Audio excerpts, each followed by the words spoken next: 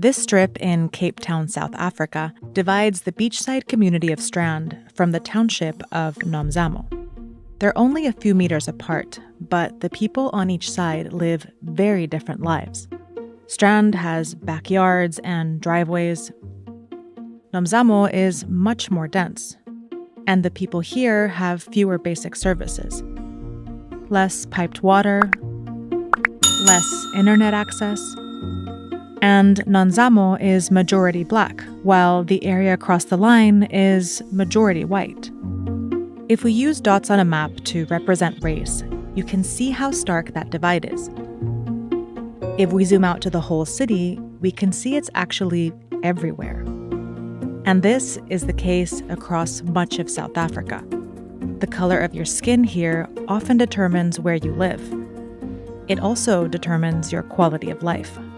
This map shows where jobs and opportunities are primarily concentrated in Cape Town. And this is where most of the city's black people live, in informal settlements called townships on the city's periphery. People have to move by public transport for up to 3 hours a day, and they can't take care of their obligations in the community with the rest of the family because they're always working and they're always traveling. For decades, South Africa was under apartheid, a system that wrote segregation into law. A white minority controlled where non-white people could live, work, exist. Many were forced out of their homes. In 1994, a democratically elected government took power and ended apartheid. It was supposed to be a new beginning. But a lot of the country still looks like this. And that's because South Africa's legacy of racial division goes back centuries. In the 1600s, the Dutch took over the southern tip of Africa to supply ships with food along the trade route to Asia. 150 years later, Britain seized it and named it Cape Colony. Many Dutch colonists moved here, further inland, to escape British rule and continue exploiting enslaved people. Just like the Dutch, the British used Cape Colony as a strategic location for trade. It wasn't economically significant. But in the 1870s, that changed when the British started mining diamonds there. Suddenly, Cape Colony was one of Britain's most prized and exploited colonies. In order to get the diamonds out of the country, they built railways to connect the mines up here to the coast. The railways allowed the British to access a global diamond market through the port city of Cape Town. Soon, the economy of Cape Colony was centered around the railroads, especially this main route. The green areas on this map show the black regions of Cape Colony, largely left out of the railroad economy. Racial inequality in Cape Colony was being reinforced by location. To keep it that way, the colonial government started writing segregation into law. The Native Lands Act of 1913 pushed black people into these areas, only 8% of South Africa's land, and restricted them from owning land everywhere else. Or relocated them to the edges of the major cities to work for white people. These laws began to shape the region. Cape Town's growth from the increased trade turned the port town into a major city.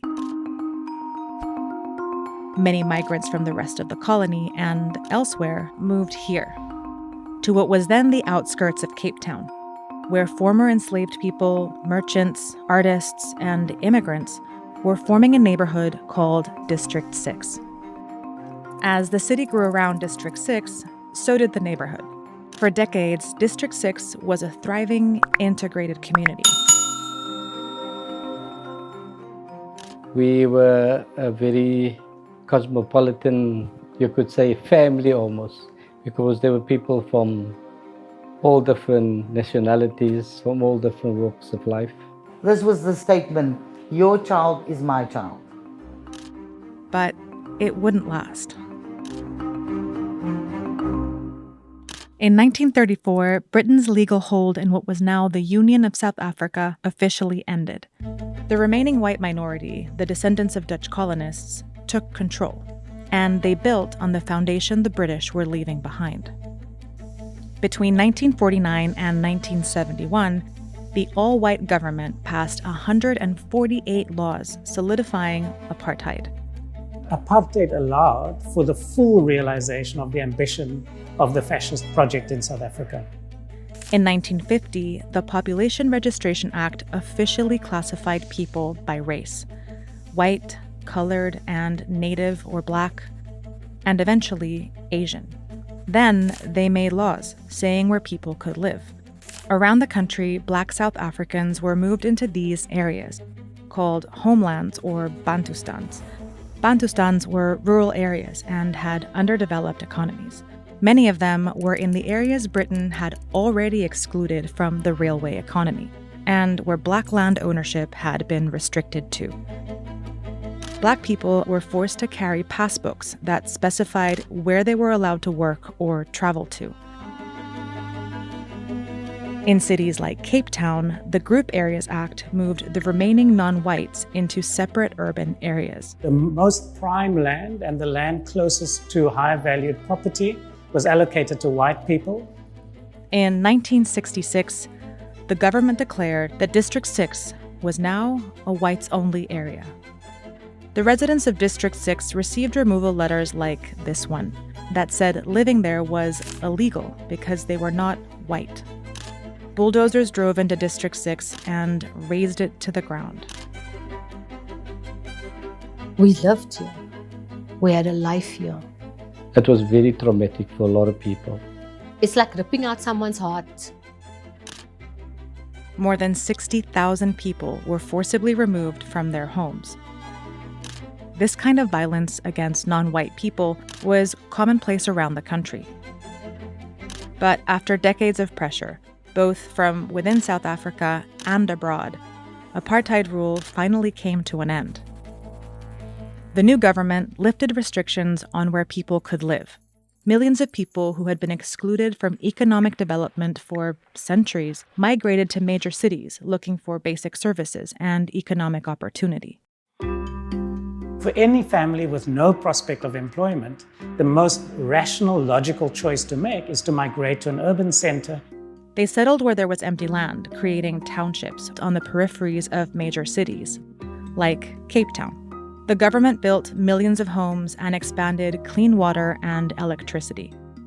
But it had a number of unforeseen consequences, the most important of which is that the only land that could be used for the public housing program was on the periphery of the city. And for that reason, a brilliant intention to overcome the apartheid legacy unintentionally reproduced the very same legacy it was trying to undo.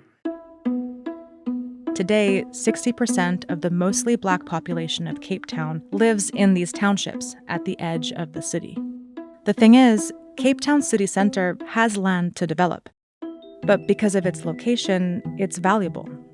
So it usually gets sold to private developers who build luxury apartments.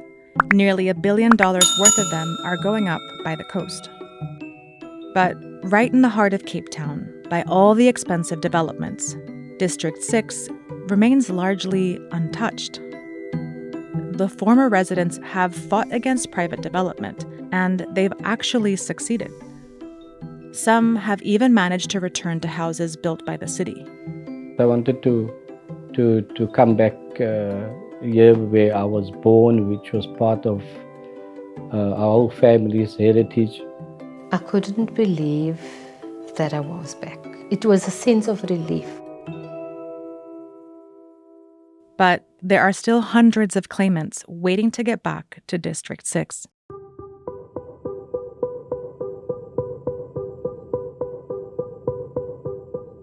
We haven't done the difficult and the painful work to confront what the intergenerational consequences are of colonialism, of apartheid. The story of Cape Town and South Africa's racial segregation starts far in the past, but it's very much entangled with the present.